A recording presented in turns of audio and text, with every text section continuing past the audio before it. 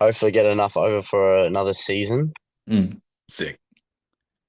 Are you happy to kind of jump straight in and get on with the potty? Yeah, bro, Watch let's what's do it. happening? Yeah. Let's do it.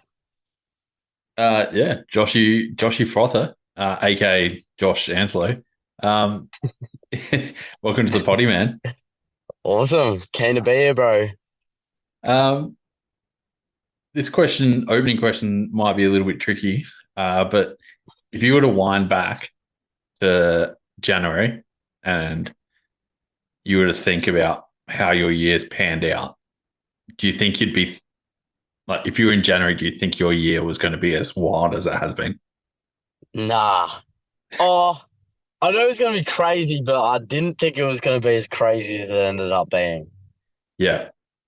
Well, actually, not even in January. It was till like February where I thought it was gonna get pretty wild, but I didn't know how wild it was really gonna get. Because January I was still just working, I was sort of in a spot in January where I was like, oh, the mountain biking thing might not happen. I was like, sort of Mhm. like, I might not be able to get over, and then I was like, kind of not accepting it, but like slowly like telling myself that it's still gonna happen, but also like wrestling with that idea. And then I went to Cannonball and met like Greg, Steve Pete, and did like just had a blast, dude. Like the sickest time ever. And then the week after that, I had TAFE.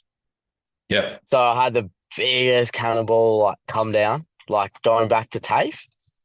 And I was like, nah, screw this. I'm being a pro. And like I had a whole new like fire, like a whole new Mm. passion, like a fire in the belly. I was like roaring. So I quit my job on Thursday and went to Tassie and to race their state champs. And I was like, if I could do well at their state champs, I'm going overseas. Even though I was going to go anyway because like I talked to a few people about it and they like gave me some encouragement. Shout out Dean because I messaged him so I thought he'd be able to just tell me to go for it, which he did. Yep. And yeah, I went to Tassie, got second, and I was like, "Yep, it's happening. Let's go." And then yeah, I was pretty on fire for it after Cannonball. Yeah, Not I like heard. on, not like that. I wasn't on fire for it, but I was just sort of just thinking like the Europe may not have happened. But then I just knuckled down and got stuck into it because I've been saving up since I was 15 because I left school when I was 15. Yep. So I had a bit of money saved up that I blew a fair bit of it on a car, but that happens. I heard that it was a K70 Corolla. Yeah, thing was a beast, man. Thing was so sick. And I say, well, world champion, I'm gonna buy another one. Was it just a stocky? Did you do anything to it? Nah, nah, it was stock all inside, but it had a welded diff and it was like slammed. It had some, oh, it was just a beast. It Yeah. was beast. It was low and slow. Yeah, they were sick, hey? I had one too back in the day. Oh, dude, they're so good. So good. They went up wild in price though. I think I bought mine for like $500 and sold it for like 3 grand. Yeah, I bought mine for 5 grand and sold mine for 2.5. Okay. Yeah, it Dude. was pretty gutting. I sold it to Pat Butler actually. Okay, so that's where his comes from. Yeah, and that's Yeah. kind of where my like love for him came from as well. Sick. Because he has a base one swapped with like a four age Mm. Yeah, I and think I've just seen like, it. yeah, oh, his name's Nicky, bro. It's a beast. So now he has both of them. So like I sold it to him so like it wouldn't be out of my life forever. Because I was really good friends with Pat. Yeah. So like, oh, when I go up and see him, I'll still see Lola. It's so good. Yeah, it's a weapon. Um, I heard a rumor that at Cannonball, Greg Minnaar was a bit of a Frotha fan. Do you know anything about this or? Oh, I, I don't want to say like, oh yeah, he was a proper fan, but I think we got along really, really good. And I think he just, I don't know, I think I have to say it. Maybe I think he probably was a bit of a, he maybe took a bit of a shine to me politely. What was that like, man? Like you meeting, like I was there and it was kind of, I was definitely starstruck seeing those crew rolling around. What was it like for you? Yeah, honestly, the first time I met him, because he was with Steve Pete at the time at the pump Mm, track, and I couldn't talk. I was with Johnny because I had some support with Lusty, and they're that's so right. good, dude. So Johnny, I came over with Jacob because that's who I sort of dealt with a lot was Jacob, and he's like, "I will introduce you," and I was like, dude, oh yeah, let's do it. And then I seen Johnny there and stuff. I was like, oh, I'll go over and say hi to Johnny, and maybe he'll say hi to me. And then I went over and started chatting, and then I was like, look at Greg as I was like just behind with Jacob. I look at Greg. I turn Jacob and I'll be like, okay, I can do it. I can do it. I was like psyching myself up so hard. And then I was like, I have to do it. And I just got so revved up by everyone to go and talk to Greg. And I went up and talked to Greg and I was just fully hyperventilating. I couldn't talk. I was like, oh. I was like, hi Greg. I was like, I just couldn't do it, eh? It was crazy. And then I ended up like calming down because he was like, Greg was like, calm down, it's all right, breathe, breathe. And then And then I ended up chatting to him for like a good while and stuff, and it was insane. Craziest thing ever, dude. He's so sick, Greg. He helped me a bit overseas as well. He's an absolute legend. Honestly, can't thank Greg enough. That's wild. What what is it about this crew that you just get so without another word, man? Like you clearly froth over it. Like you were so excited to meet these people. What Yeah, it's why? ever since I just think ever since a kid, I was like looked up to these. Well, not ever since I was a kid, because when I was a kid, I wanted to be a pro skater. Okay. Yep. I was like mad into it, eh? Like, and I was pretty good too. Like, I was hitting handrails as like an 11-year-old. Like, I was Yeah, good. right. And I never got to meet any pro skaters, but I was always like, oh, I'm gonna be a pro skater. I want to be a pro skater. I was like, I want to be the next Ryan Sheckler. I was like, I just pretty much like adopted their lifestyles. Well, as much as a 11-year-old kid could Yep. almost. And yeah, I just wanted to be them. And then when I started riding bikes, because I started pretty late, for bikes. I started when I was last year under 15s was my first ever race at Yeah, Cannonball. right. Okay. So I started Right. pretty late. And I just fell in love with it, eh? And I was like, just that whole like mindset from skating shifted to mountain bikes. So I was like, I'm gonna be a pro, and just like did the exact same thing, like that same mindset.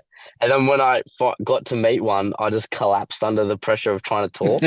I just couldn't believe it. Like they're right there, and I still get like that. I just still get pretty starstruck and fanboy sometimes.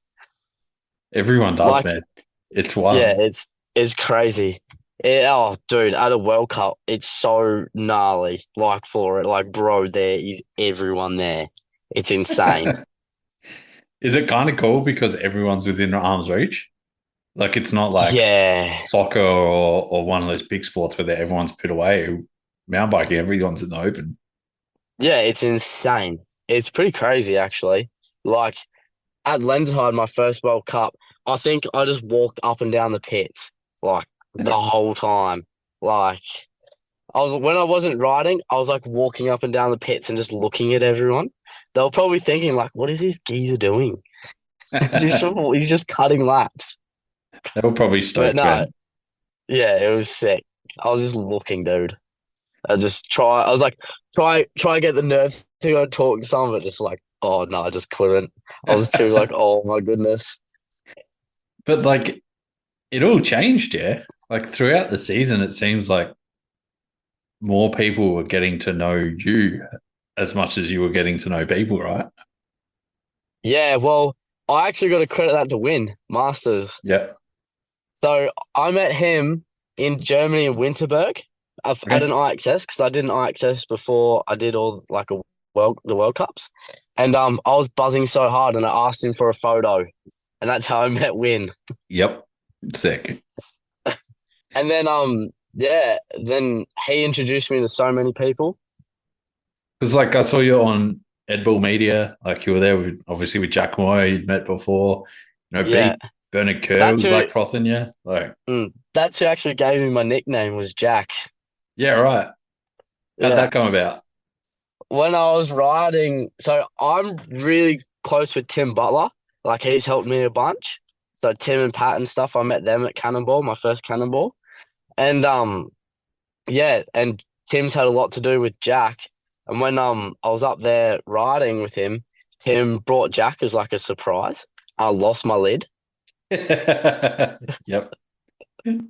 And yeah, that was I just lost my lid. And then on Instagram, he did a post. And he was like, "Oh, right," because that's where I met Newly Docs as well, Jake Newell, Yep. Lord. because they were both there. And then yeah, I was absolutely losing my lid. And then on Instagram, he said to Tim, he was like, "Oh, he really is like a bit of a frother, eh?" And he's like, "Yep, yep." And then he put on Instagram, he's like, "Oh, Froth and Josh on tow, good day with Newly Docs." And yeah, I was not in tow. I was nowhere to be seen out the back. But But that's what kicked it off. That's wild. Was it cool to be connecting up with him like in the World Cups after after a Yeah. few years? Yeah, it was so sick to see him over here. It was beast. It was cool. Like he's such a cool dude to just hang out with and just joke. Oh, he's sick. He's so sick. They're they're all good people.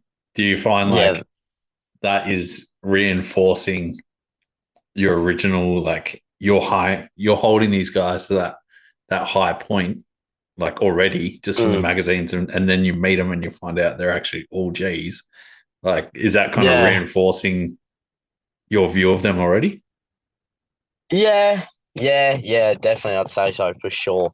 Because like you build them up in your head so much. And then when you meet them and they like kind of pretty much like live up to it of just being absolute legends. And you're Mm. just like, oh my gosh. And just like buzzing. But but it can also be bad because like if you build them up so much and then you might catch them on a bad day because they are just people. And then like you're like, oh, hey, can I get a photo? You're like, oh yeah, yeah, sure. And like that's kind of it. And if they expected more, it can put them in a badder frame of mind, like as a Mm. like kid or something. So it's definitely a careful one, but they all are G's and that probably never happens. Yeah. So Yeah. so they're yeah, it's sick. What was uh what was your first IXS Cup like? You mentioned it before. How'd that go? Oh, it was sick. It was a beast track. It was at Winterberg in Germany, and Okay. and Jack was there as well, and it was sick. I did pretty good there too. I couldn't tell you what I got there, but I did. I remember doing not too bad, and it was sick. It was. Yep. I had so much fun. It was my first European race, and it was eye opening because everyone was like so much quicker, and the tracks were so different. Mm. The How so? tracks were so different. Just like the style of tracks, it's wide. The average pace is way higher. There's roots, not rocks. Mm. It's like just super different. And the dirt's so different as well. Yeah, right. So And everything. just everything, dude. And there's like, it's crazy. It is crazy. It's a lot different to Australian tracks for sure. What was your adaptation like to Oh, that way track? better. I ride European tracks way better than Australian tracks. Okay. Yeah, right. Yeah. Even though I didn't even qualify, but I reckon they're just more fun, eh? Yeah, It's right. just so much more fun. Well, not more fun. Oh no, it's more fun. It is so sick over there, dude. It is Yeah. insane. I'm honestly surprised you came back. Oh, I had to. I have no money, and I Yeah, overstayed my visa, and I overstayed in Europe by a lot, so I kind of had to sooner or later. we'll get onto that for sure. But you mentioned like the first World Cup was Lenzerheide, yeah? Yeah, And Lens High. Yeah, that track is scary to me. Like it looks fast and just wild. yeah, yeah. It was a sick track. I'd love to go do it again when it was like not my first World Cup. Mm, yeah. But it What was a sick track. I frothed it hard. what was it like at your first World Cup? Like, Eye opening. Just eye opening. Just the pace of people is insane. Because everyone there is a good rider. So mm, it's like at an Aussie round, it'll be like the top ten's quick, the middle pack's close to breaking in, and then the back is so far back. Mm, It's like yeah. pretty distinct, but like at a World Cup, it is not distinct. It's Yeah. like so everyone is quick, Yeah. Right. which is sick, dude. It's so cool. Were you just as amazed watching as you were riding it? Yeah, I didn't really watch the juniors much because I was riding in the juniors, Oh, you but in B practice. yeah, but watching the elites was nuts, dude. Like they're crazy, but like so like looks safe. Yeah. Yeah. It's weird. Hey, Yeah, it's it's how I so feel good every though. race. What so you were in B practice, yeah? And Yeah, this year was pretty unique because all the elite riders could go and watch the B practice. yeah, So that was sick too. was it like what was it like having your heroes like chanting your name? Oh, you just get so revved up, eh? Like you get so revved up. Like if you hear Jack and Eddie in a section, you're just like, oh, I've got to go balls to the wall. Oh well. And I think everyone feels the same. I have to say that because you just hear you'll be coming into a section and you hear them before you even see them. Yeah, right. And you're just like, this is it. I have to risk my life right here. Even is that why the juniors were going so ham? Oh yeah. Like it seemed like B practice was wild. It was so good. It was awesome. Um, yeah, yeah, I'd have to. I don't know. We're just not at that maturity level yet where we can just be toned. We just have to like we just have to like when there's a camera, I think everyone's riding just gets so much better. Yeah. Or just like you just grow big set of nunganards, eh? 100%. Is that where you and Ollie started doing your little video series as well? Was you and Ollie Schoolie? Yeah, yeah. We were gonna be doing them like from the start. Like we'll do this and it'll be sick. And then we did 5 episodes and like it slowly sort of just we just slowly stopped filming because later on in the season we started like not getting different mates, but like sort of like we'd hang out with each other, not as much. Like Mm, we'd sort of be like, but like we hung out all the time still. Like Ollie is such a beast of a dude. He's so good. Um, but like at the start of the season, we were like inseparable, mm. and then like towards the end of the season, we were hanging out with like a lot of different people. Okay. Because those first videos, man, I think I messaged you guys. I was like, they were sick. It was so good to see. Yeah, they were cool, man. They were really cool. Were you I two Van Zacking it over there or? Yeah. Oh, full vans. I didn't. I was in a van the whole time, and Ollie was with me the whole time in a van as well. That's wild. Yeah, it was sick. It was beast. Were you traveling around with like Bergen and Will And Hines and them? Wilson, yeah, Yeah, yeah, yeah. yeah. Bergs and Wilson, we were like camping out with them a fair bit. And there was a few other boys as well in a van, like Nico. One point, Alex Wayman and Connor and stuff were all in Mm, vans. Like we always had like a bit of a beast crew around in vans. that's sick. Because I saw you guys were like sessioning parks and sessioning jumps and sessioning other tracks while you're over there, right? Oh, we did so much fun. We spent a lot of our time in Morzine. So before the first World Cup, we had a massive crew at Schladming. Sick. Yeah, that's right. Yep. Huge crew at Schladming, like massive. Schladming was off cap, dude. It was the crew was bees, just everything was so good. And then in the break, we had another beast crew in Morzine. Sick. Yep. So they were like, we spent so much time in Morzine, eh? It looked yeah, like I saw like the crew, like Alex Wayman hit that huge gap before like even the first race. Yeah, Sunburn is crazy. So we call him Sunburn. That's his nickname. Alex Wayman, Sunburn. He's insane. He's a weapon. He actually just broke his leg though at snowshoe, like Oh bad, and just no. finished up surgery. So like he's built different though, so he'll be back. But Mm, yeah, we call him Sunburn because as I said, it's actually cold. As I said before, like I used to be really into skating. Yep. And my favorite movie is mid 90s. It's like a skate movie, like an independent filmed skate movie. Okay. Sick. And one of the main characters just takes the biggest slams and like was always all good. Yep. Okay. Like and Sunburn had the biggest crash on the Innsbruck whip off jump. Yeah. Right. And he just got up and he was like good. And he had some hugies and was just like all good. So it was just like he's like Sunburn. He's like Sunburn. So we all just started calling him Sunburn. That's sick. All right. Do you think having that crew around made the trip easier or made your Oh adaptation yeah. better? Oh, for sure. Like if it was just like two people, it would be so sick, but I don't think you get up to like as much of like the crazy stuff that we did Mm. without like a whole crew. No one would have been egging you on as much to kind of hit that stuff. Oh yeah. Oh yeah, 100%. That as well, but like even like off the bike stuff was insane. So like in Morzine, we were like all slept in the Care 4 car park. We Care 4 is like the Woolies. Like Okay. we all just slept in the Care 4 car park, the grocery store.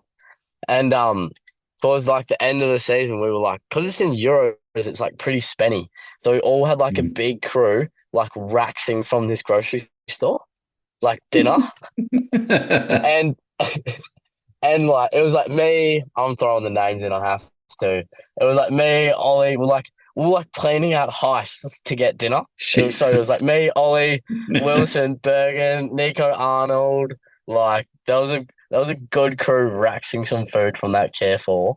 And yeah, we were like going with like different bags because at first it was easy because like we just started just like walking out with the bags and like scanning a few little items and then just racking out with mints and meat and chicken and stuff. And then they were probably like, oh, we've probably had like some fair bit of stock go missing.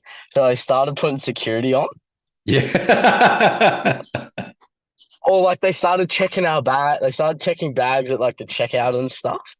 And we'd plan, like me and Ollie would plan, like you bring the distraction bag, I'll bring the sneaky bag, like kind of like and we nearly got caught once. We got so close to being caught and like we didn't steal anything else after that. Probably a good decision, eh? Yeah, fair income. It was so close, man. Like I was said dead set thinking I was going to French prison. Fucking hell. Yeah. Oh, dude, you guys were just insane. Like, sounds like you guys were doing it tough in some ways, but Oh, then just having the best time. oh, it was so much fun, dude. It was so much fun. How did you kind of cover the costs and cover the entry fees and everything else while you're over there? Because it wasn't cheap this year. No, it wasn't cheap at all. But I'd saved up since I was 15. That's right. So I had a bit of coins saved up. So it was pretty expensive to like get going because we had to buy like insurances, plane tickets, and then the regos like on top of that. So we Mm, had to like after I'd paid insurance, plane tickets, like all the race licensing and stuff, I'd already put like four and a bit grand into it that's before I'd wild. even got over there. And I did all this. I was so determined I was going over. I did all of that before I'd even got like entry because I was on Federation entry. So I did Yeah. all of this before I even got Federation entry. Just dedicated. Yeah, I was like, it's happening, and just it happened. And then we went over, and I was so because I'd already put 4 grand, I only went over with 11,000 Aussie for the whole Yeah. season. So Yeah. that's all Okay. I had. That's all I had over there. It was the 11 grand Aussie. But then I got super lucky with getting the privateer project, Mm, and I was able to sell my bike, and that's the money I used to go to America and Canada. sick. So I only had got like I got 4,700 bucks Aussie for my downhill bike in Morzine, Yeah. and my plane tickets were like 2 grand to there and 2 grand back Shit. to home. Yeah. Yep. So I was running skimpy, man, in America and Canada, but I got so helped out by Yeah. Blinky and Win, dude. They fully saved me, eh? What when did you get the privateer? What race was that for? That was Andorra. Yeah, right. Cool. That's a big race to Yeah, get at. yeah, insane. It's probably the or nearly the best one to get it, just because the venue for privateers is like arse. Oh, that was garbage. It was Yeah, actually garbage. Yeah, I yeah. remember that. As a privateer, Andorra sucks. Yeah. We were like 2 or 3 Ks away. It was Yeah. brutal. Oh, even yeah. It's ridiculous. It's ridiculous. But what did the privateer prize kind of give you? Like, Okay, like okay.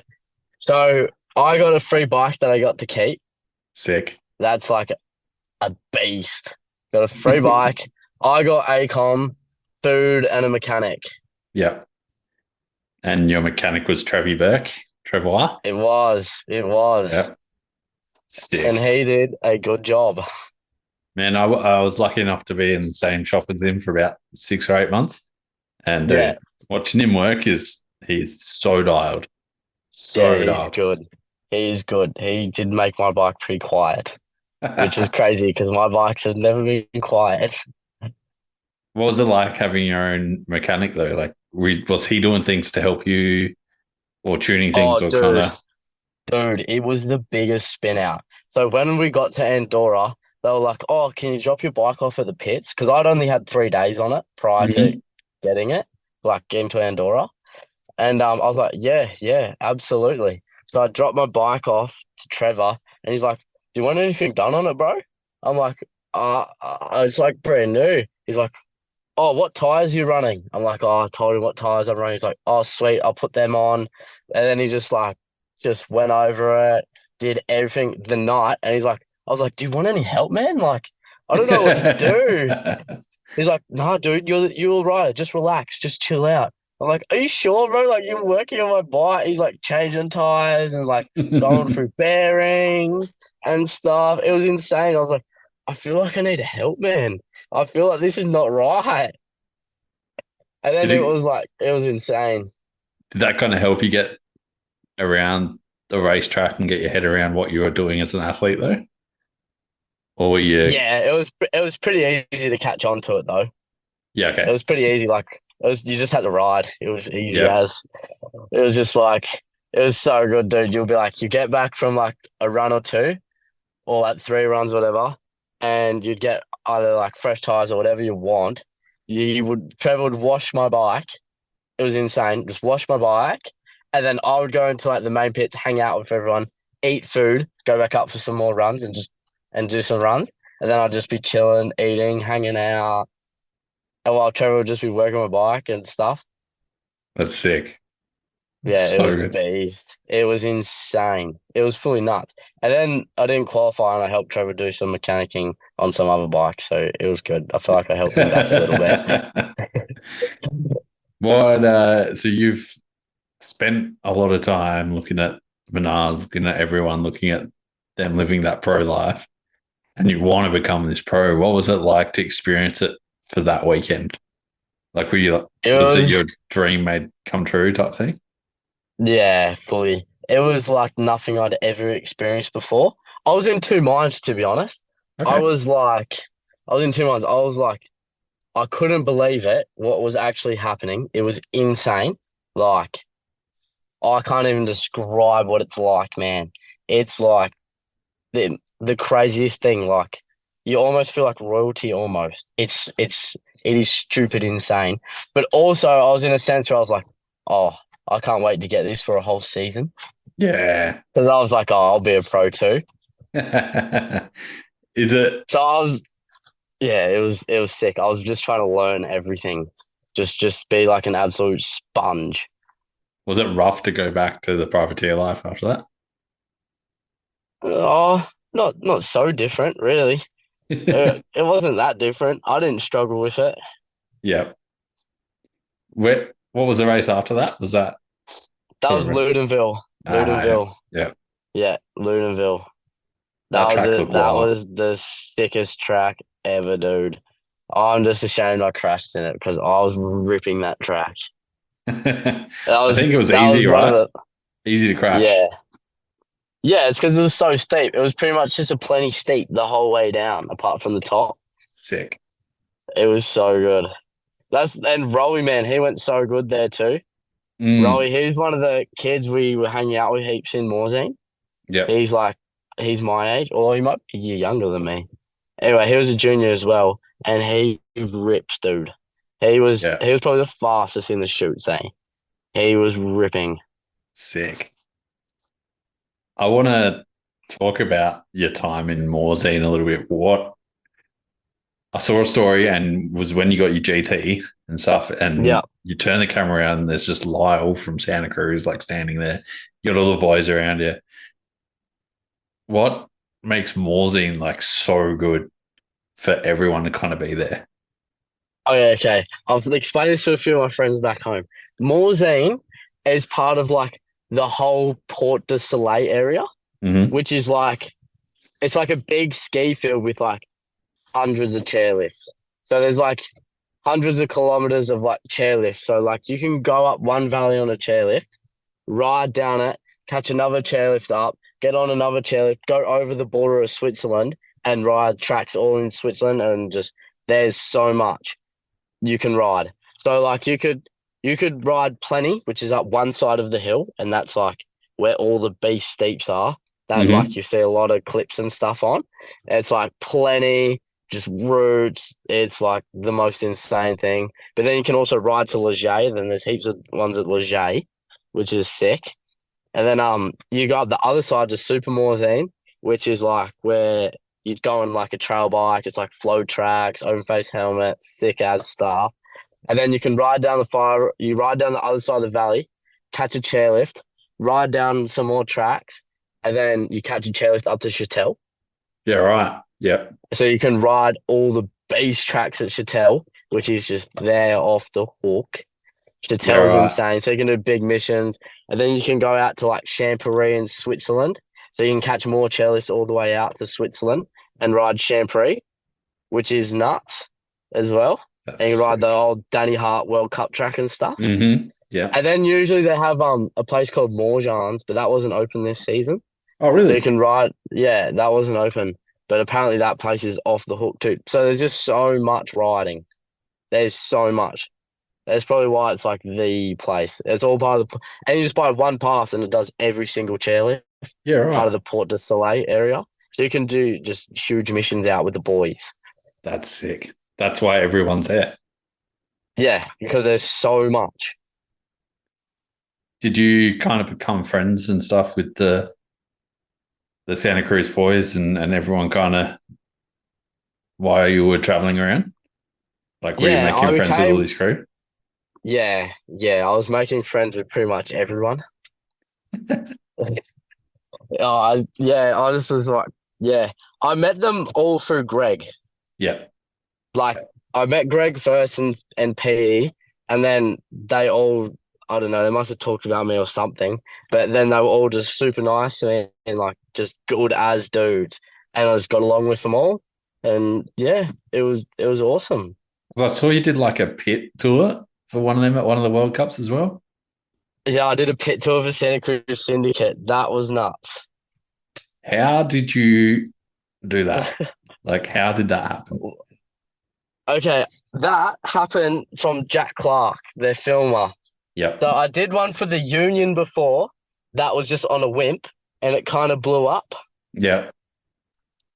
And and since that blew up, Jack's like, you got to come do one for the Syndicate. No And I way. was like, yep, I'm doing that 100%. So then I did one for the Syndicate. But then, like on Instagram, the YouTube, the video was like too long. So I had to post like part one, part two, and it was like cut, Yeah. which was a bit of a bummer. But it was still insane. And then some people saw that, and I ended up doing one with Dakota Norton for Intense That's Factory right. Racing. Yep. And then I was just hanging around pits, like That's crazy. sick. And then they haven't come out yet, but I ended up running around with Ben Oakley's dad cam or Ben Squire's dad cam. I can't remember which Ben, but their dad cam just running around the pits. But they haven't come around. They haven't come out yet, but I'm sure they will. But I was Yeah. just asking people. I think the first one I did. Oh, I don't want to spoil it. No, I'll spoil it because it's so funny.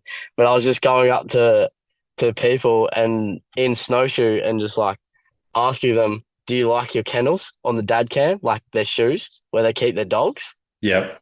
Yep. and it was so funny. And people be like, What are you talking about?" And it was so good. Oh, so many people, man. It was funny. Do you think like these opportunities, they're not falling in your lap, but you seem to be getting a lot more than some of the other Aussie privateers?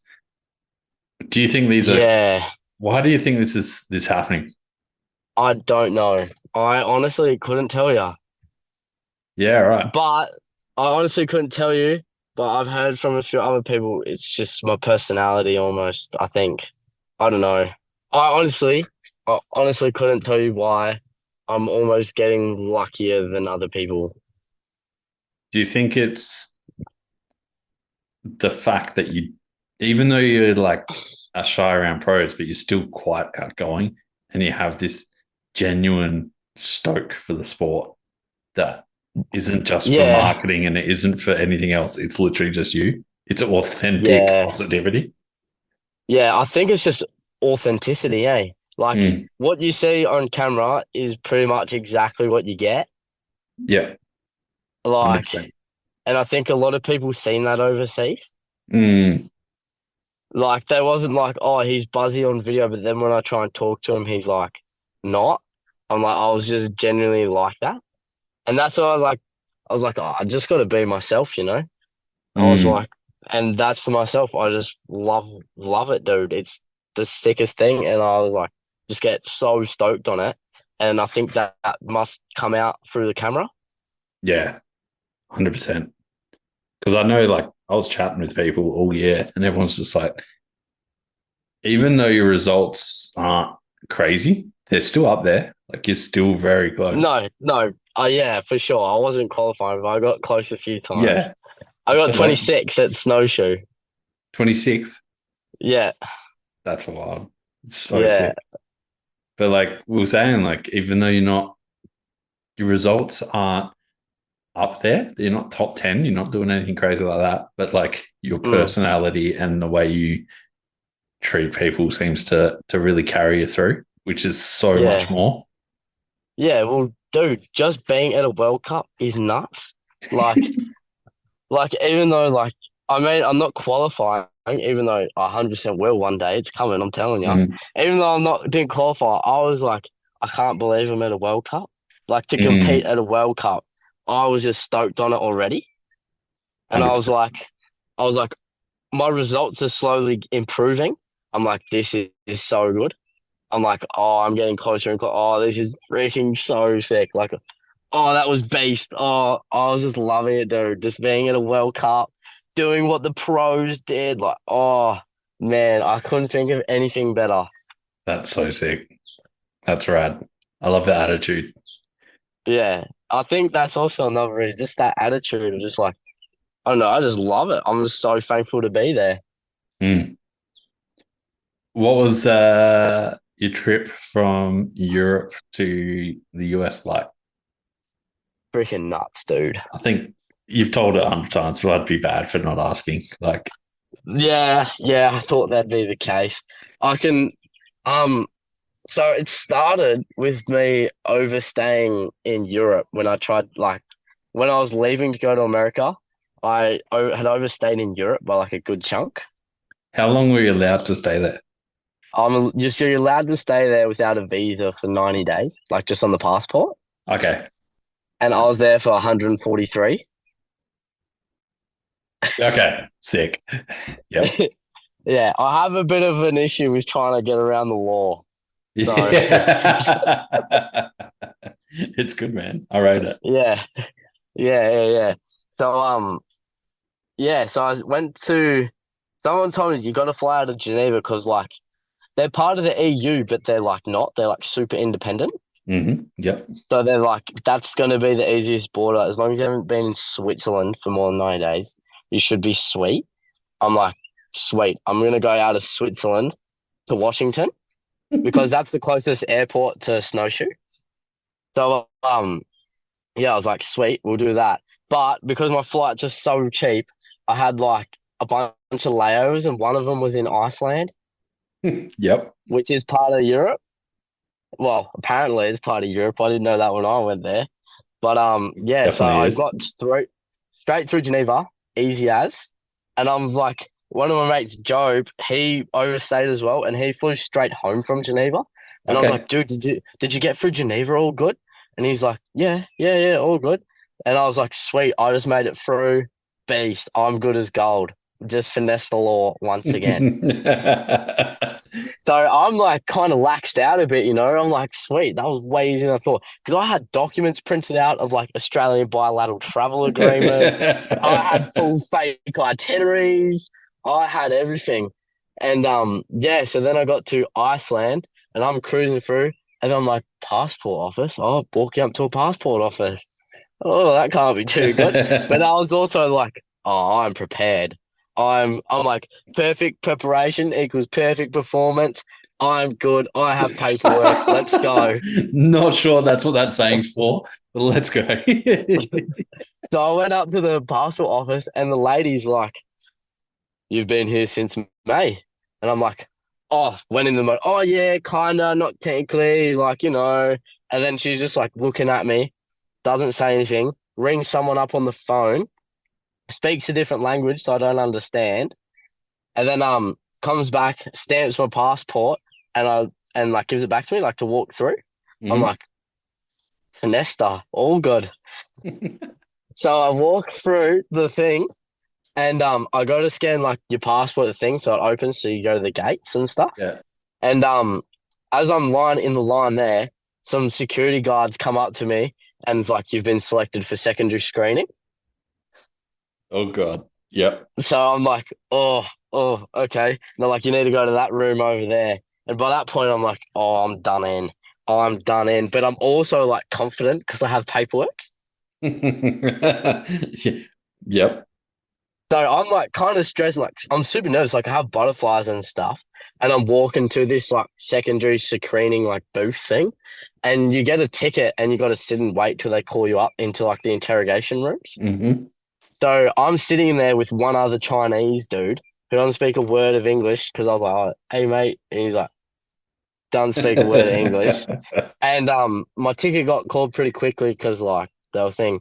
And this dude with the ponytail comes and gets me, looked mafious, big dude with ponytails. Oh damn, this dude looks gnarly. So he takes me into the room and he's like, phone, wallet, passport. And I'm like, okay, hand him over to this dude.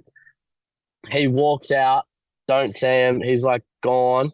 He comes back pretty quick and he's like, take off your jacket, take off your shoes, take off your pants. I was like, oh, he's like, you can leave your shirt on though. I'm like, oh, okay. So he takes them all, walks out. He's like not saying anything either. He's just so blunt. That's so crazy. And he's like, so he just takes them out and goes, we need to swab these. I'm like, okay. So I'm sitting in my undies and t-shirt in this room for like 20 minutes till he comes back. I don't have my phone, my wallet, my passport, nothing. He comes back, he goes, open your bag.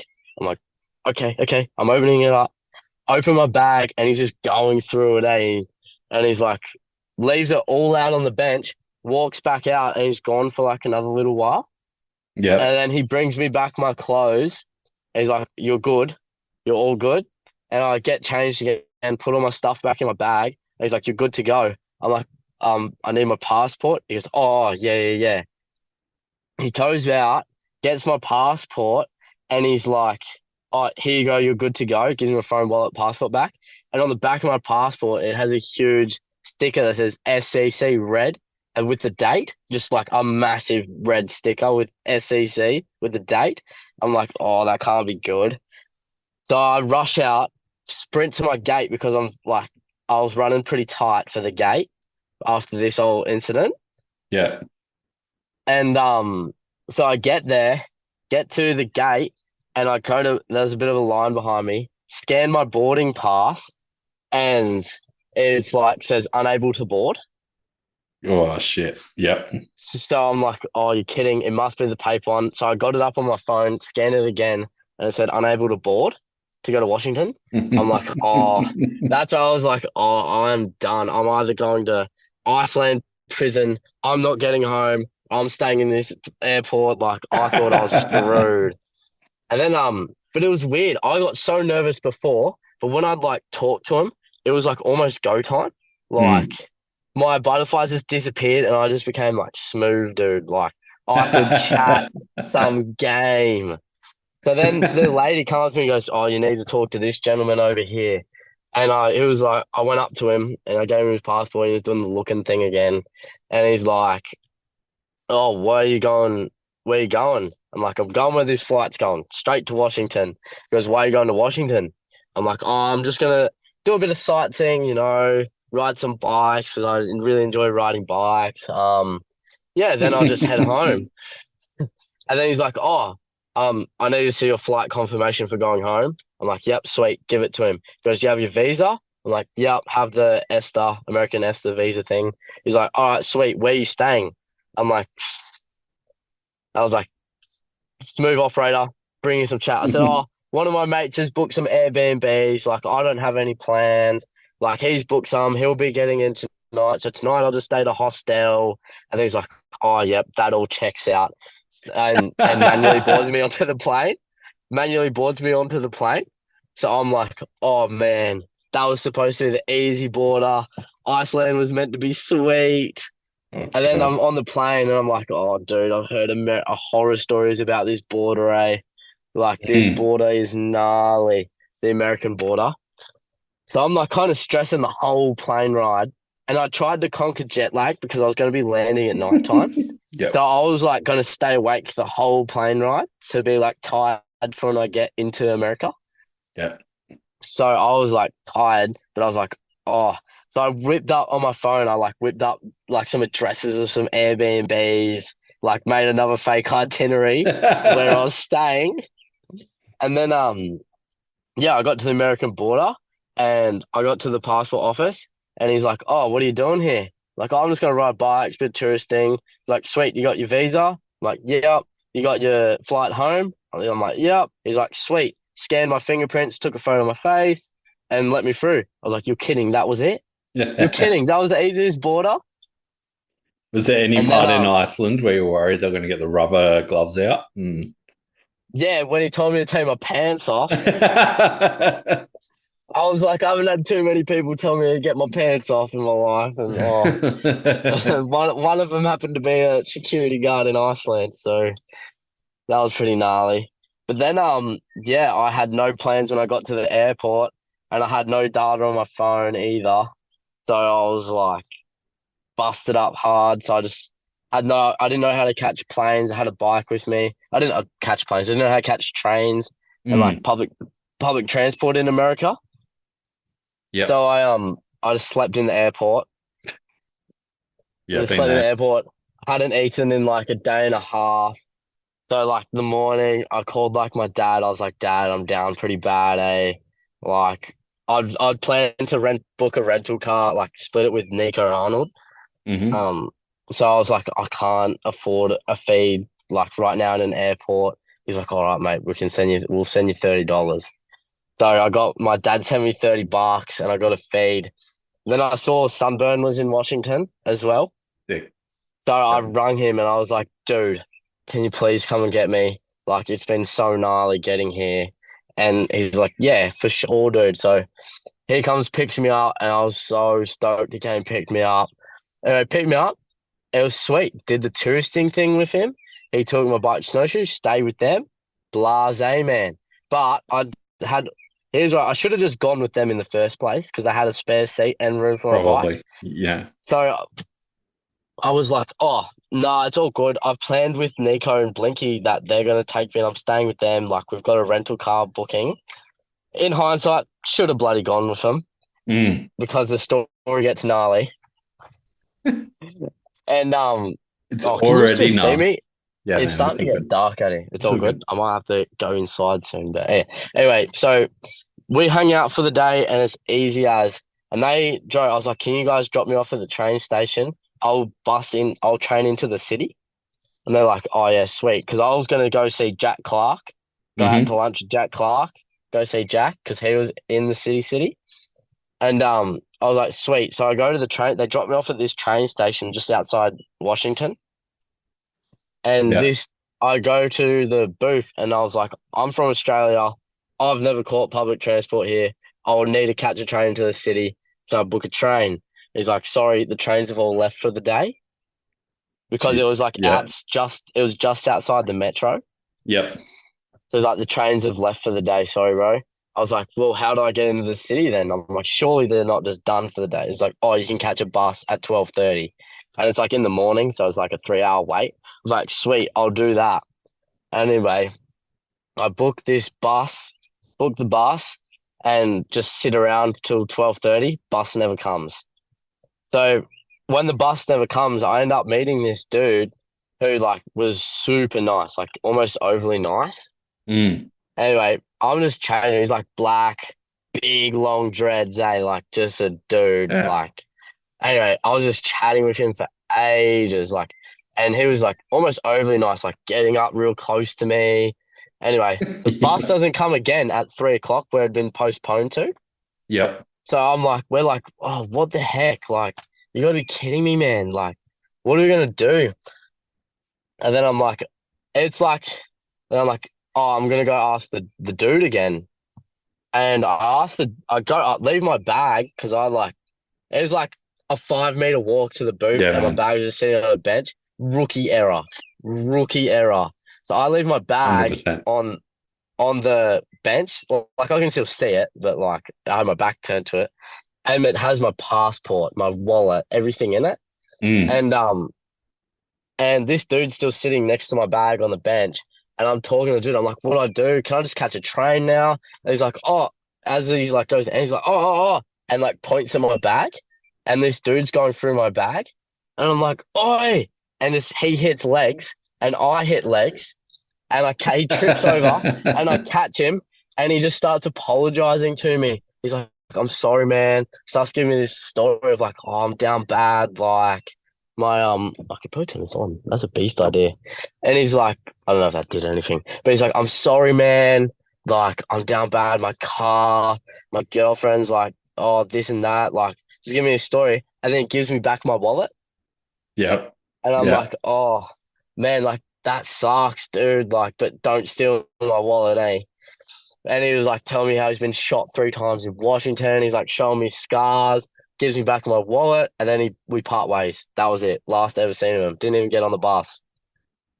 Wild. And then Then and then I ended up meeting this other crazy dude who helped me like catch trains and stuff. So this other somehow dude, you like ended up in some sketchy underground accommodation or something. oh yeah, I'll get to that for sure. But that I was a basement of a prostitute's house in the most crime rated place in Washington. But yeah, it was gnarly. So I ended up meeting this other dude that's like, oh, ended up meeting this other dude at the train station as well because I was seeing he's like, oh, I'll show you around. And I'm like kind of hesitant to trust this dude, but I'm like, nah, he'll be right. Anyway, he ended up being all good. And I just was like chatting with him. And he's like, oh yeah, you can catch the train bus with me to this and get the blue line into La Fonte Plaza. I've missed lunch, by the way. Like I'm just Yeah. going to see him for like 5 minutes at this point. Anyway, I was like, oh yeah, sweet. It's like, so we catch the bus to the start of the metro. He's like, get on the blue line and then get off at La Fonte Plaza and it'll be sweet. And I'm like, oh, sweet, sweet. He's like, oh, you need to buy a Metro card though. I'm like, oh, yep, all good. So, so he shows me how to buy a Metro card. He goes, oh, but you don't need to put any money on it. I'm like, what? That's like weird. And he's like, I'm like, oh, all good then. So we walk up to the thing. It's like an Opal card thing. It's like Yeah. exactly the same. So I scan it and he goes, "Brr." I'm like, yeah, because there's no money on it. So he just jumps over it and he's like, come on. So I just like, oh, okay, jump over the thing, run, and the guy goes, oh, hey. I just sprint and we just jump on the train. Yeah. And I'm As you like, do. beast, just jumped on the train in America. That is gangster. That is proper gangster. So then And then we're just chatting, and he's like, "This is my stop. Um, yeah, get off on at La Fonte Plaza, and you'll be sweet. You'll be right in the city." I'm like, "Sweet." That was it, and yeah, that was it. That was the whole interaction I had with him. Caught into the middle of the thing, cat in the city. See Jack Clark. Charged my phone up in the lobby. Um, Yep. of his thing. And then he's like, "Oh, there's literally no room for you at our hotel because Ollie and stuff, Anton, like the union came." He's Mm. like, "There's literally no room for you, man." And by this time it's like dark. So I'm like, "Oh, all good, man. No stress. It's sweet, bro." So I just venture out into the streets, jump on and just book a hostel. Stayed at like a hostel, and it was like honestly all good. The hostel was sweet. Yeah. So I'm at the hostel, all good, good as sleep. Had a shower, had my own room. It was nice. It was couldn't complain at all, dude, with that hostel. So then, but it was a bit expensive. I couldn't afford it for another night. It was like a Yeah. hundred some. It was like $100. Couldn't afford it for another night. So I'm like, oh, I'm a bit stuck, eh? And by this time, the gnarly cyclones just hit Washington. Mm. Yeah. So I was like right in the middle on the street of when them cyclones were all hitting and the rain and stuff. So I just ended up going to McDonald's because there's Wi-Fi, you can charge your phone, there's a toilet, it's literally a Mm. safe haven. So I ended up going to McDonald's and just cruising around Macca's, and I fall asleep in McDonald's. Yeah. So I'm just sleeping in Macca's, and this lady comes up to me, she's like, "Dude, you can't sleep here, eh?" I'm like, "Yeah, I'm sorry, I have nowhere else to go. It's like the weather was so bad. Like I have nowhere else to go." Like Yeah. he's like he's like, "Oh, all right, all right. My friend rents out a private room in her basement. You it might be free tonight." And I'm like, "Oh, sweet." So she puts me in contact with this lady, puts in contact with the lady, and the lady's like, she's like, "Oh yeah, it's free tonight. All good. It'll be $40." So I'm like, sweet. So it was like $60 Aussie or something, or $40 Aussie. I Yeah. can't remember. Anyway, it was super cheap. So I'm like, sweet, I'm gonna go there. So I jump on a bus because I have no money, and I'm just jumping on trains, jumping on buses. I just jump on the bus, and she's like, I start talking to this guy, and he's like, "Oh, where you staying?" I'm like, "Oh," because I had my bag with me. I was like, obviously a tourist. He's like, "Where Yeah. you staying?" I'm like, "Oh, I'm staying in Brentwood." He's like, "Dude, what are you going to Brentwood for?" Like, nah, you shouldn't go to Brentwood. That's not safe for tourists, eh? I'm like, "Oh, okay." And then anyway, we started chatting about a few other things. He goes, "Oh, this is my stop." And there's probably like 15 other people on the bus, and they all get off. And it's a stop before my stop. Everyone gets off the bus. And I'm like, Yep. "Oh, I don't know if I should be going here, man. Like, I'm the only one going to this place." And then anyway, I get off the bus and it's like a 2K walk. And I like get off the bus, it's like a 2K walk, start walking down, and this street is like fully run down, everything's overgrown, windows are all barred up, there's burnt out cars on the street, and there's just no one, absolutely no one. And then I walk down and I get to like an intersection. I look to my right and there's just like a few dudes on the corner, and they're all like in ski masks and like ballied up and Yeah. stuff. Yep. I'm like, oh, and they're on the corner, like across the street from me. I'm like, you're kidding. I'm like, just keep walking, power through, power through. So I just powered through all the way to the house. I don't think they saw me, but anything. I just got to the house, knocked on the door of this house. I'm like, you're kidding me, because it was a rundown house. Mm. I'm like, you're kidding, dude. Anyway, get there, and I'm knocking on the door, and no reply. Yep. I'm just like, there's no reply. I'm like, I've been robbed. I have been robbed. Anyway, I get a text on my phone. She goes, "The keys are in the basement. Go around the back." Yeah. I'm So you got like, a camera or oh, something at the front? yeah, I don't know. I don't know. No, I didn't. Oh, it was gnarly. So I walk around the back, right? And I like go through the fence, downstairs, into the basement door, and fair enough, there was a key in there. So I was like, sweet, I'm on the right house. And there was a sign on the door that said, "If your room smells like marijuana, we can air it out, but no refunds. Expect clients from 9 till 12." Yep. And I was like, I didn't quite click at first. I was like, what do you mean? Like, what? And I like, I was like, Massage I was like, clients, or I could be was an like, accountant. there's, yeah, I was like, there's no way. Because it was kind of playing in my head. There was no way. Anyway, I'm not sure if you've seen the video of it because I put a quick little Instagram story up. But the house, dude, had like it was a T-bar ceiling down in this basement. It stunk so bad, and the T-bar ceiling was all broken and gone. So I was looking straight up on the battens and trusses, and then Uh, I'd like there was no toilet, no shower. I was like in a moldy sink, so I was pissing in a moldy sink. Stunk so bad. It was gnarly. And fair enough, from 9 o'clock, you hear someone walk up the stairs right above because bits of dust had fall down onto me because there's no ceiling, nothing. And fair enough, no insulation, no noise cancelling, bruv.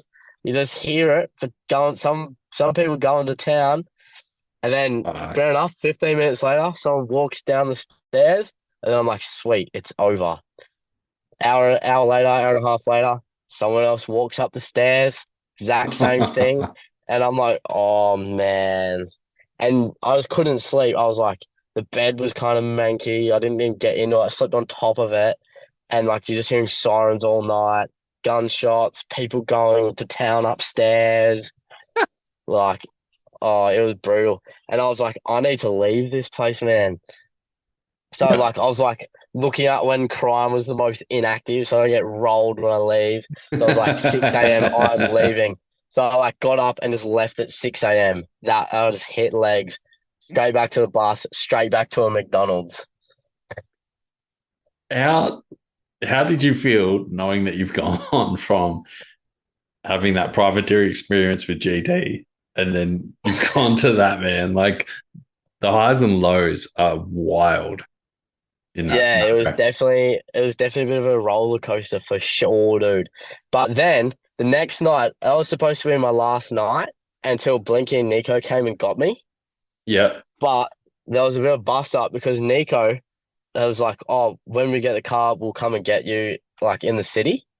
Hmm. So I was just hanging around in the city, just like being a bum, just sitting down next to homeless people, like just cruising, just like cruising the streets, like doing nothing, like a homeless person. Just Hmm. like, just I was a bum. Haven't showered in like 3 days. Like in the same clothes. Like I was a bum, and I was just sitting undercover with like four other homeless people in an ATM machine. And I just had my hat sitting, and I ended up getting a free Macca's meal because someone put money in my hat, and I wasn't even out. Oh, dude. Yeah, it was pretty gnarly.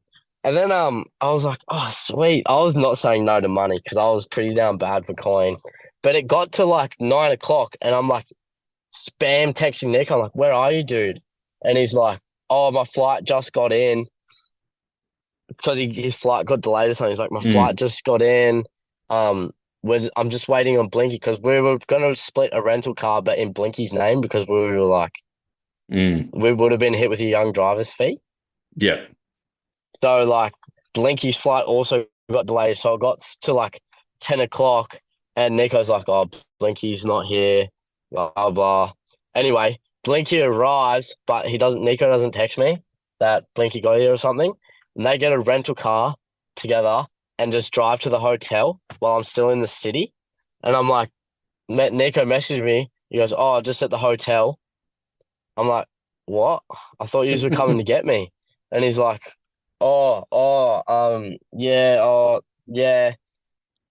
I'm like, oh, so you're coming to get me? He goes, oh, can you get out to the airport, which is like an hour away? I'm like, it's like 11 o'clock now. And I was like accepting I was sleeping on the street. So I'd like got a hot coffee and four nuggets from McDonald's. And I was just parked up on the street, just like about to go to sleep undercover Mm. in Washington, and I was like pretty down bad and like a bit like kind of not stoked. That's one of the times I can say I was not too happy Understandably. because I was expecting to be picked up, but I didn't get picked up. Anyway, I'm like, yep, I can get to the airport. So I just get up, run to the train station, jump on the train, sit for an hour on the train, and get to the airport. And I'm like ringing him, and he's like, "Oh, can you just walk to the hotel?" I'm like, "Are you serious?" Anyway, because it's all highway around, it doesn't let you like walk on highways. Nah, The maps doesn't let you walk on highways. So it fair. was like a 4 hour walk to get around to the hotel. Fuck. Like a 4 hour walk. I'm like, dude, I can't walk there. it's 4 hours. He's like, no, it's like just across. I'm like, I can't walk across the highway because they're like the big barricade highway ones Mm. with like the cement things. And I'm like, he's like, just catch an Uber. And the Ubers, I was like, looked, and the Uber's like $40, $50. I'm like, I can't afford an Uber. He's like, oh, surely, surely. Anyway, he didn't message me for ages. So it's like midnight.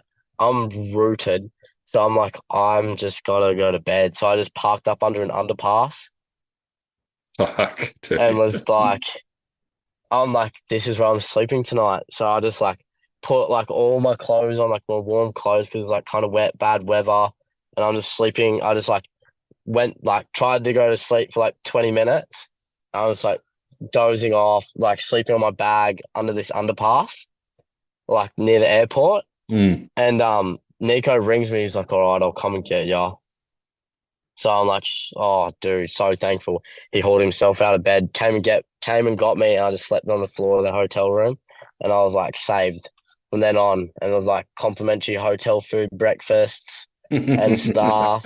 So I just stole so much food for the car trip. And yeah, then me, Blinky, and Nico drove the snowshoe.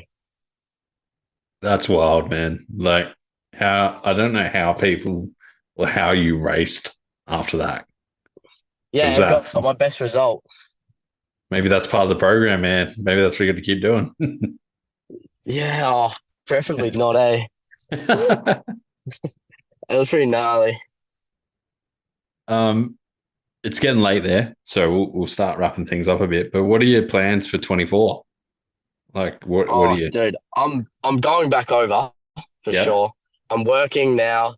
I got a job in Nowra. Just got a new job in Nowra as a fridgie again. sick, Um, as well. Um, but yeah, nah, it's just mahi, dude. Just absolute mahi. Working. I got a bit of a program now, a trainer as well. Josh sick. Lee. I don't know if you know Bluey, Josh Lee. I've heard the name. Yeah. He's yeah, he is the toughest dude I ever have met in my life. Like he is I have so much respect for him. Like I honestly, he I can't even describe how much he is the sickest, toughest, just like most kind, caring dude, man. He Yeah, is awesome. And he said he can train me and sick. he's like qualified as a trainer. So he's wrote me off a program and just super in depth with me about it. And like, so it's just Mahi, man. Work Mahi, and he's just the best dude. Like, honestly, Are like, you so I'm really keen for next season are for World Cup. you I'm still going to be doing the Aussie season, just yeah, the Nationals and Cannonball, and maybe a Vic one here and there. yeah. And yeah, I'm trying to save a lot of money, so I won't be doing too much like clubbies and state rounds and stuff. Just mainly the Nationals and all that sort of stuff. But Have you had any brands or anyone reach out to you to kind of support you? not not like not like any factory rides or anything. No, I haven't got anything like that. But I might have a few things happening. Sick. I'll put it at that. I'll put it at that. Yeah, I have had a few people contact me with some pretty good things, sick. That's rad, man. which is awesome.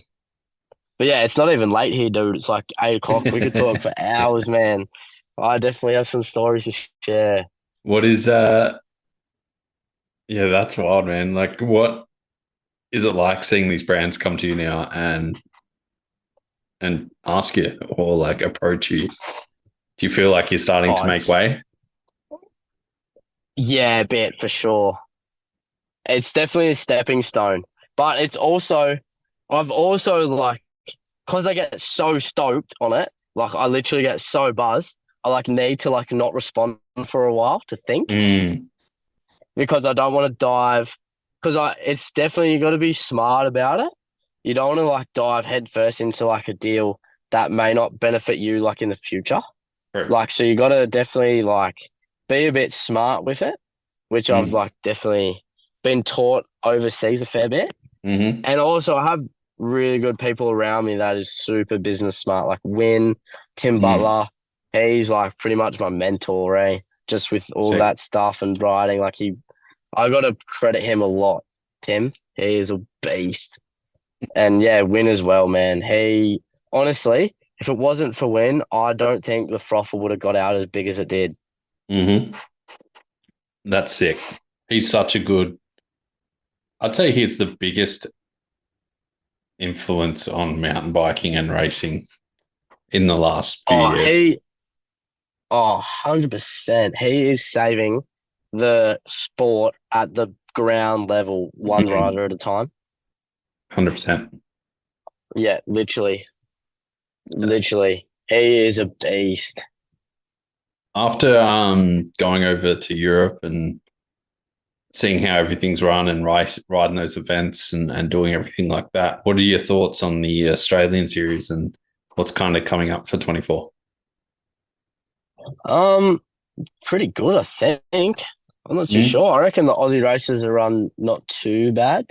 They definitely have a lot of blemishes, but I honestly think the World Cups nearly like have more. yeah, okay. Like with ESO, like they don't communicate at all to the riders. Yeah, right. Yeah. Like Ludenville is one of the biggest examples for the juniors. They just canned the finals because it rained the night before. Yeah, that's right. And they were like, it's too dangerous for you to ride. But everyone was like, we want to ride. Like, it's not that bad. And they ran practice as well. Mm, So they just didn't communicate to anybody. They were like, didn't listen to anyone, like nothing. They were just like, canned it, and no one wanted it canned. yeah. It was rideable for sure. Like, they've just done some stuff like that that people not stoked on, eh? What was the communication like to privateers though? Was it just as Oh, bad or? yeah, it was just as bad for sure. It wasn't that bad. It actually, the communication wasn't so bad because it all runs off a WhatsApp group. Okay. Yeah. So it goes to like everyone. Mm, So the communication wasn't that bad, but like it still wasn't like great. And at Andorra as well, with the weather delays and stuff, yeah. that was a pretty poor as well by ASO or UCI or the Mm, organizers and stuff. yeah, that looks wild. But yeah. Yeah. But honestly, I haven't had an issue at the moment with how Oz Cycling runs stuff. Mm, Like there's definitely some issues with like funding, which I think plays a big part. And I don't mm, think Oz Cycling gives that much of a rat's about it because it's not an Olympic sport. mm, But in the way like how the events run and like on the day, I think is not that bad, eh? yeah. Yeah. Most of the time is pretty good. Yeah. Like Cannonball was like good. Even though Mm, they like got the start gate like closer. Like they didn't mm, race the photo and stuff, but it was communicated by the riders. yeah. Like like Tim Butler was the TD, and he went out to like heaps of people and was like, "Do you reckon it's like riders?" He's like, "Do you reckon we should run it from the top?" And a bunch of people were like, "It's pretty gnarly when you're hauling at the top because it was so Yeah. windy and get airborne." So I just started it at the bottom so we could all still race, and there wasn't that big of an uproar because it was communicated, Yeah. which I just Makes think sense. a Yeah. lot of organizers need to take a leaf out of that book. Yeah. Everyone knew what was going on.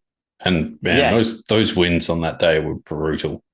yeah, and if they'd shut the chairlift, they'd put it in the spot where they can run shuttles up to the corner without crossing the track as well. Mm, That's why I got started there.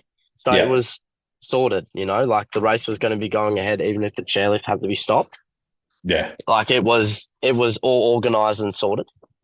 I was low key pretty happy with that because I didn't have to do anything for a couple of hours. I was Yeah, so cooked by that point, man. Like yeah, yeah, Cannonball exactly. was a Like big week.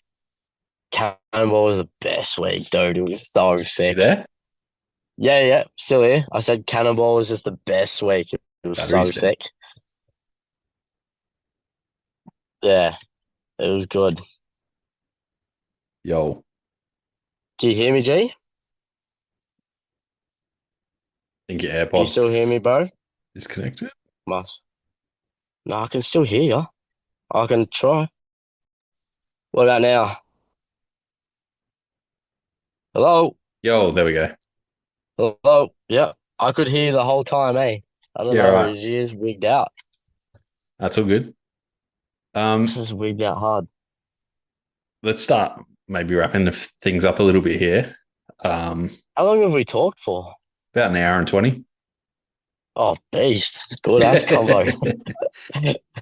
um, there's kind of three questions I like to ask everyone at the end of every potty, but I think this one's going to be a pretty rad answer from yourself. But for anyone who's out there looking to be more like Frotha and do kind of what Frotha's done this year, what advice would you give to the crew that are coming up and want to get over to World Cups? Oh, I think don't try and be like me. Just be yourself.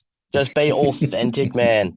Like Yep. if you try and be like me, or if you try and be like Jack, or if you try and be like Eddie, you're not gonna be able to do it because you're not them. Mm-hmm. Like you can only be the best you. So like you may be the second best Jack, but you're still not gonna be Jack because Jack's Jack and he's the best Jack. Yeah. So I would say just be yourself.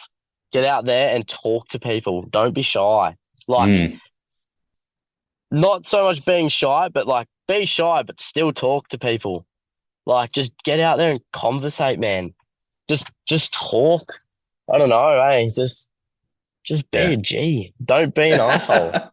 It Just usually talk stems to from it, eh? people. Yeah. Yeah. Just 100%. talk to people, be nice, respect people, and just be kind. And Do you yeah, don't be think a dickhead. do you think talking to people in person is much more valuable than say on social media or anything like that? Oh, without a doubt, dude. It means so much more if you come up and talk to me than send me a text message. I mean, some people, obviously can't do that because they might live far, far away and they've not seen a parent. It like Mm. is really sick. But if you're in person, you see me like if you're there, it's so sick as Mm. like a pro or someone who's well known in biking if you go up to them and just really just like talk to them, man, because they're all going to be happy to chat. Yeah. Like 100%. they're all going to be stoked to talk because like they're like how would you feel like if someone came up to you and was just buzzing? Like you're just going to be Mm. stoked anyway. Yeah. So like yeah, that's the biggest thing. I learned that from Jackson Connolly because I got so buzzed hard around him as well when we had because I spent a lot of time with Jackson. Sick. He I have told me a lot that. of time in the world in Jackson. The Jackson Yeah, is I wild. before I went overseas, me and him lived together for a Oh month God, that would before have we went been over. hectic. Oh, it was an absolutely David Goggins Mahi month, dude. I could imagine the energy just being hectic. Oh, it's the best thing. He's probably one of my best mates, eh? Sick. Is there anything you regret doing in the last couple of years, or is there anything you would have done differently up to now Dude, the last couple of years, eh? or like since you got into mountain biking or anything?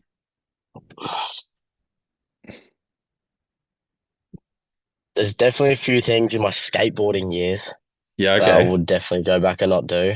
I How don't know if I so? want to get, I don't know if I want to get like super raw and vulnerable, but there's definitely, Okay. but like, but yeah, there's definitely been a few things as a kid, like a younger kid, that because I was like, as a skater, I was like 13 hanging out with people out of school in their 20s, like 18, Yeah. like, just what the skate scene's like. And I did some, got in a bit of trouble as a young kid, like with the law. Yeah. And, I've had to be picked up from the police station by my parents, like, Yep. like, just some stuff. But yeah, definitely a few things back then. But in mountain biking, I honestly wouldn't regret Mm. anything. Sick. But Yeah. even like, yeah, honestly, I still wouldn't regret anything, to be honest, because I feel like if I didn't have all these experiences, like I probably wouldn't buzz so hard Mm. as what I do, and I wouldn't be so stoked because I look at everything almost in like a hindsight, but in the present. Yeah. So like I would be like, right now, we're in a podcast, we're doing a podcast, and it's insane because I can't believe I'm doing a podcast and you reached out to me to get on your podcast. That's nuts. But like, how sick is that? Like, even looking back, being able to look back and watch this is Hmm. like insane. Like, I'll be able to do that. Or like, Yeah. I also look at things as like, oh, my documentary on world champs will be sick, and my autobiography will be insane. 100%. So like, I kind of look at stuff like that. Like when I was in the basement of the prostitute's house, I was like, this sucks, but this is going to be a B story for the documentary. For the, Dude, that's the best way to look at it. yeah, I take a lot of, and that's nearly because like of how early I left school. I think I appreciated school because I left when I was Mm. 15. I appreciated school so much because it was so much easier than working. And my first 3 weeks of work was ridiculous. Yeah. I haven't worked harder than that in my life. And I raked some paddocks in Morzine for €10 an hour. That's hectic, dude. That's hectic. Yeah. um, During that time, like you might have had some like down moments or there might have been some times where you're kind of demotivated or something like that. Is there something you do to kind of get your motivation back, or do you listen to any music or anything that kind of helps pep you up again? Really, the only main time I got like, I wouldn't even use demotivated. I was just down. Like, I Mm. don't really seem to get demotivated Yeah. Yeah, in right. in that sense. But like after Andorra, because I got everything, I was like had so much expectation of myself. And then I did one of my like worst results to date after Mm. I'd been building that, but literally one mindset shift and I was like real pit. I was not pissed, but I was like upset with my result on a piece of paper. I didn't really, I appreciated it at all. I was going to say I didn't appreciate it, but like I was like more focused on my result instead Mm-hmm. of how I actually went. Mm. So I Yeah. definitely had a bit of time to myself at Andorra.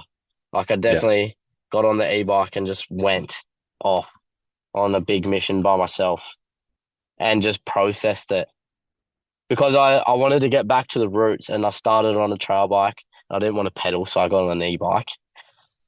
And Yeah. I just Sick. wanted to, I just processed today, just went for a big mission, rode all the way to the top, road trail I haven't done, just like got back to the roots and like really just processed why and was like put a fire in, or just put a fire back in my belly even more.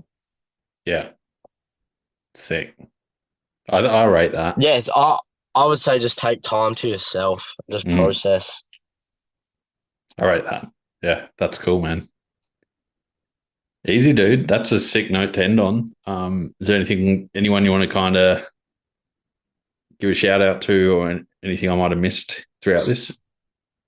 Oh, I mean, it's hard to sum up a whole season in, an Yeah. hour and a half. But definitely got to thank Greg. Absolutely got to thank Win. Hmm. He he made my season, man, like what it was. Without Win, I can literally probably never repay him for what he did for me. Yeah. Like just the gratitude and thankfulness I have for Win. And now that he's like my mate, like I'm mates with these guys now. It's insane. It's Yeah. freaking nuts, dude. And yeah, Win as well. Just win. Oh, I honestly couldn't thank him enough. I don't even know how to like express it or like talk about it or like even be able to show it. But I honestly can't thank him enough. And Tim Butler, he's just been there since day one. He saw something in me from the start that not many people did, I don't think. So Tim Butler, all the people back in Cowra, Baz, Bronny, Flea Dogs, that's the hometown, baby. So They come sick. up, Billy Goat Hill. They're weapons. Got to thank them enough. They're awesome. And yeah, everyone who supported me. Oh, and Josh Lee. He's a beast too. Thank you, Josh, for training me this season. So sick. Um, yeah. Oh, Josh. Oh, I have a lot of time for Josh Lee. He's the best, dude. I actually met him. I met him going to Medina at Champs on the boat. No way. Just like had a beast chat with him. Didn't talk to him for like ages. Well, not Yeah. ages, but like just became like friends on Instagram. But like didn't like talk or anything like that. Just like followed each other on Instagram, you know. And then Hmm. at Coralbin at Oceanas, we like ended up camping next to each other and just became heaps good mates. And unfortunately, Josh had like the big crash. He got airlifted, broke his back and stuff. Yeah, all right.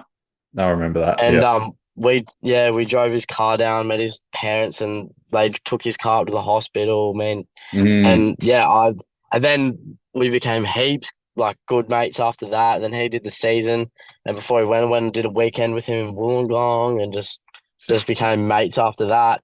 And yeah, now he's training me. He's just an absolute beast, toughest dude I know. That's sick, dude. So good.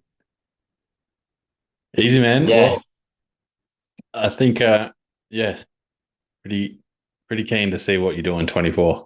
Not gonna lie. I think there's a yes. lot of people that are very keen to see what you do in 24. So Oh yeah, I'm starting a YouTube channel as well. So sick. you might want to follow that very soon. I'll be 100%. getting something cranking in Do you the know what's very, called? very near future. Are you I'll going to come up call with it something. anything? I'll call it something scucks. But I want to dive into people. Yeah. Yeah. I'm gonna definitely do a bunch of interviews, bunch of writing. I want to interview a lot of people behind the scenes who don't get recognition. Mm-hmm. 100%. So like because everyone like I'll definitely have some of the pros on there because they're my mates. But I'm definitely gonna have like a few people behind the scenes who make mountain biking happen Mm-hmm. as well, and some just legends. Because if it's not them, like yeah, if it wasn't for them, you know, the sport, there's so much excess that goes into the sport and behind the 100%. scenes. So I wanna promote that for people. Yeah, I want to put yeah, it's just gonna be bloody Scucks as. So watch it. So sick. Thanks, man. Well, yeah, I look forward to seeing that as well. Awesome. Easy, Yeah. man. What are you doing for 2024, bro? What you got planned? Not a lot. Not a lot right now. I don't like to make plans because then you can't get let down. So I'm a little bit Oh yeah. more spare at the moment. So, Yeah, but my problem is I'll make too many plans, too many different people's, and I'm running around with a headless chook. I'm keen for Cannonball. Um, Yeah, dude, I'm so keen. there'll be some events that will So, be released by this episode before this episode comes out. But oh, sick. there are some big events in Tassie happening. I'm Oh, hoping to get oh, down to. yeah. Yeah, that'll be beast. Yeah, I'm That is guessing. such a sick place. And So, yeah, man, sick, that's man. sick, dude. Beast. All right. Well, yeah, thanks so much for coming on, man. I really appreciate it. It's been one of the best chats I've had in a long time. So thank No you for worries, everything. bro. We'll have to catch up soon. 100%. 100% Go for a keen. pedal, bro. Can't keep up, but yeah, I'll give it my best. Oh, you'll probably keep up on the uphills. I haven't done that for 6 months. Fair, man. Fair. Easy, bro. We'll take All it right. easy, and You too, bro. we'll chat again soon. Yeah, no worries, breather. I'll see you in a bit, eh? See you, boss. Have a good one. You too, bro. Bye. Bye.